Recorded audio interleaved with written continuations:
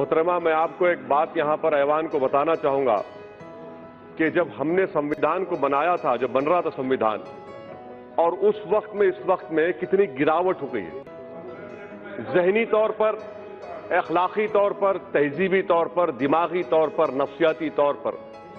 जब संविधान का प्रियम्बल बन रहा था अक्टूबर 17, 1949 को मैडम, तो उस वक्त के.एम. पाठक रुकन थे कॉन्स्टिट्यूंट असेंबली के।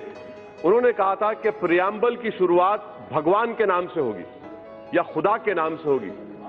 आपको जानकर हैरत होगी कि राजेंद्र प्रसाद साहब ने जाकर कहा कि नहीं, संविधान की शुरुआत भगवान या खुदा के नाम से नहीं हो सकती। वोटिंग हुई, वोटिंग में के.एम. कामत साहब हार गए। जब संविधान का प्रियम्बल लिखा जा रहा था तो उसको भगवान खुदा के नाम से ही लिखा गया। अब वो ऊंचाई और ये पस्ती देखिए आप कि एक कानून ऐसा बनाया जा रहा है जो मजहब की बुनियाद पर बनाया जा रहा है। मुझे शिकवा इस बात का नहीं है, गम इस बात का नहीं है कि आपने मुसलमान को नहीं रखा। मुझे गम इस बात का है, आप मत लीजिए किसी पाकिस्तान से मुसलमान को, अफगानिस्तान से, मुझे उससे कोई मतलब ही नहीं है। मेरे बुजुर्गों ने जिना के पैगाम को ठुकराया। हमने मौलाना अबुल कलाम आजाद के उस जुमले को यकीन किया कि इस्लाम का इस मुल्क से 1000 साल का ताल्लुक और हिंदुइज्म का 4000 साल का ताल्लुक है। मुझे गम इस बात का है कि इस हुकूमत को, जिसने संविधान पर ओथ लिया, आज इस्लाम से, मुसलमानों से इतनी नफरत क्यों? आखिर क्या है? हम इंसान हैं, इस मुल्क के बाइज्जत शहरी हैं। आखिर इस नफरत का, इस डिस्क्रिमिनेशन की वजह क्या है आप में? आप मत लीजिए किसी को। मैडम, मैं ये क्यों कह रहा हूं, बता रहा हूं। आप, मैं जानना चाहूंगा होम मिनिस्टर साहब से कि इस बिल को एनआरसी के नजर से देखने की जरूरत है। जो आसाम में एनआरसी हुआ मैडम, वहां पर 19 लाख लोगों के नाम नहीं आए, जिसमें से खुद वहां के मंत्री कहते हैं कि 5,40,000 बंगाली हिंदू हैं। मैं होम मिनिस्टर जानना चाह रहा हूं कि सेक्शन 5 के तहत, ये जो सेक्शन है ना मैडम, सेक्शन 6A के तहत जितने बंगाली हिंदू हैं उन पर जो मुकदमा चलेगा वो अबेट हो जाएगा। और किस पर मुकदमा चलेगा? फॉरेन ट्रिब्यूनल से मुसलमानों पर। बताइए होम मिनिस्टर साहब, ये डिस्क्रिमिनेशन नहीं है? आर्टिकल 14 फेल का होता है, जहां पर मजहब आ जाता है, रीजनेबल क्लास वहां पर फेल हो जाता है।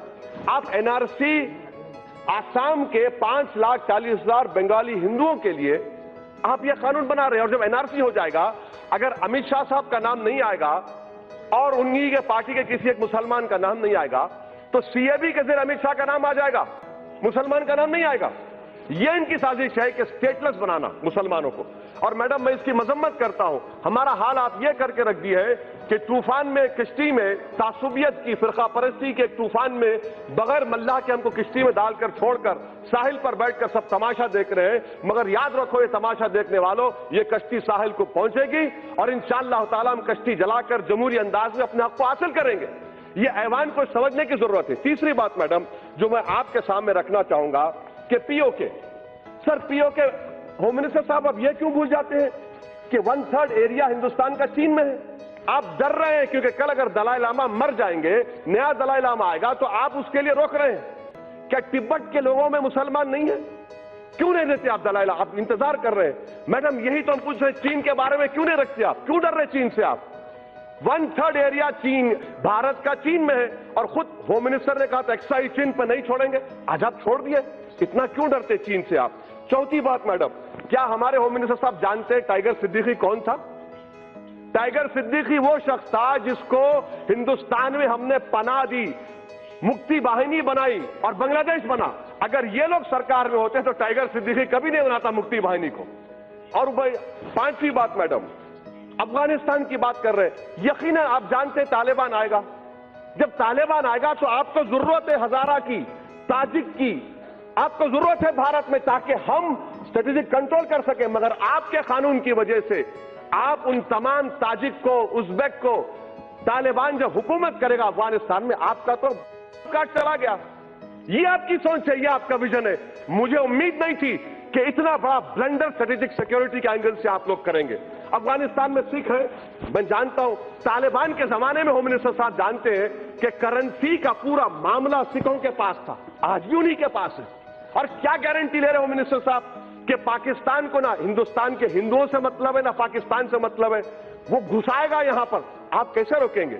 और क्या आप बताएंगे मैडम कि कितने लोग हैं जिनको आप सिटीजनशिप देने जा रहे हैं, नंबर बताइए, स्टेट वाइज बताइए। कहो कह रहे हैं मैडम।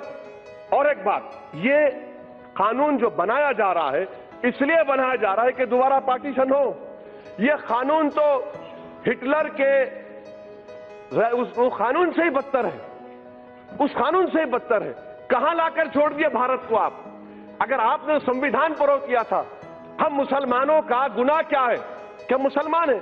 मुझे पाकिस्तान से मत लीजिए, अफगानिस्तान से मत लीजिए, मगर इस्लाम के ताल्लुक से, मुसलमानों के ताल्लुक से इस ऐवान को सोचना पड़ेगा। आप जो मैसेज दे रहे हैं, आपकी वजह से पॉलिटिकल मार्जिनेशन हो गया मुसलमानों का।